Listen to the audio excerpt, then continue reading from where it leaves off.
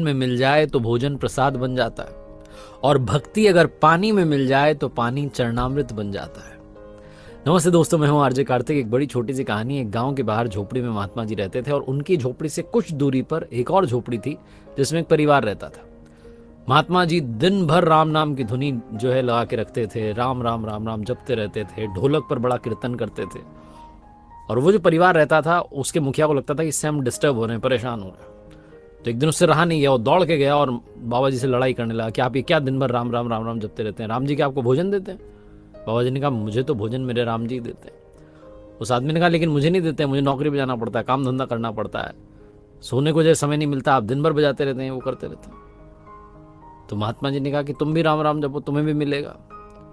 इस बात पर दोनों में बहस छिड़ गई और इस बात की शर्त लगी। उस आदमी ने कहा कि ठीक है, फिर देख लेते हैं, आज मैं राम राम जपता हूं और देखता हूं कि क्या मुझे आज आपके राम जी आकर भोजन कराएंगे, मैं भोजन करूंगा ही नहीं।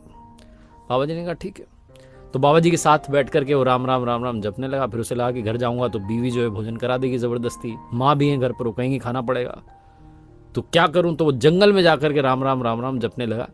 एक पेड़ की डाली पर बैठ गया और वहीं पर वो राम राम जप रहा था। और इस चक्कर में वो दूर गया था कि उसे कोई भोजन ना करा दे। अब आप प्रभु की लीला देखिए कि वहां से एक गांव के व्यापारियों का समूह निकल रहा था, ग्रुप निकल रहा था।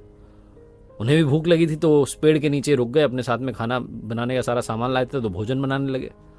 और उनका भोजन बनकर के तैयार था। वो भोजन करने वाले थे कि किसी ने आकर के सूचना दी कि पीछे से डाकू आ रहे हैं। अब सारे व्यापारी थे, पैसा भी था इनके पास में, सोने चांदी के आभूषण भी थे। तो ये बिना देरी के वहां से निकले कि भोजन छोड़ चलो, भोजन घर जाके फिर कर लेंगे, यहां से चलो।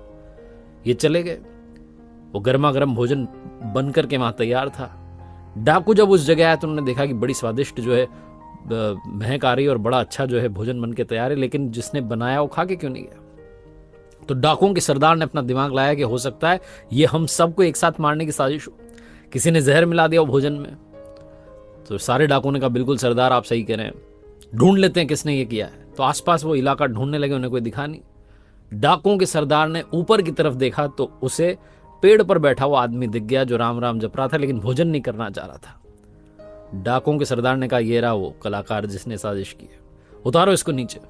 उस आदमी को नीचे उतार के लाए और उससे कहा तू भोजन कर पहले, तूने इसमें जहर मिलाया? उसने कहा नहीं मैंने नहीं मिलाया। बोले खा के दिखा, पहले तू चख।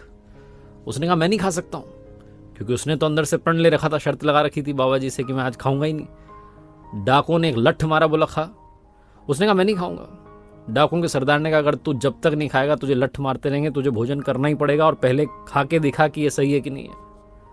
मजबूरी में वो भोजन करने लगा और भोजन करते करते कह रहा था कि प्रभु आपकी लीला अपरंपार है। उन महात्मा जी को जाकर के दौड़ के प्रणाम किया उसने और कहा कि वाकई में राम नाम में ताकत है। आज मैंने प्रण कर लिया था कि मैं भोजन करूंगा ही नहीं, लेकिन डाकुओं ने जबरदस्ती मुझे भोजन खिला दिया। आपने कहा था ना राम राम जपोगे तो मिल जाएगा, आज राम जी ने मुझे भोजन करा दिया। शायद उन्होंने ये लीला रची। बहुत छोटी सी कहानी जिसका सार ये समझाता है कि ये जरूरी नहीं कि आप काम धंधा छोड़ करके सिर्फ और सिर्फ भगवान का नाम ही लेने लग जाएं। आप जो काम कर रहे हैं, जिस व्यवसाय में काम धंधा कर रहे हैं, क्षेत्र में पढ़ाई कर रहे हैं, जो भी कर रहे हैं करते रहिए, लेकिन जिस नाम से आप उन्हें पुकारते हैं उनकी भक्ति में कमी मत रखिए, क्योंकि उनकी भक्ति की शक्ति बहुत है। और आप जिस क्षेत्र में आगे बढ़ना चाहते हैं, अगर उनकी जरा सी भी कृपा हो गई तो आपका काम पल में हो जाएगा। एक बार फिर से वही बात जो अक्सर आपसे कहता हूं, ऊपर वाले के आशीर्वाद के साथ, अपनी मेहनत और अपनों के प्यार के साथ कर दिखाओ कुछ ऐसा कि दुनिया करना चाहे आपके जैसा। देखते रहिए हर सोमवार सुबह 9:30 बजे एक नई कहानी और हर शुक्रवार सुबह 9:30 बजे लर्निंग सीरीज का एक नया वीडियो।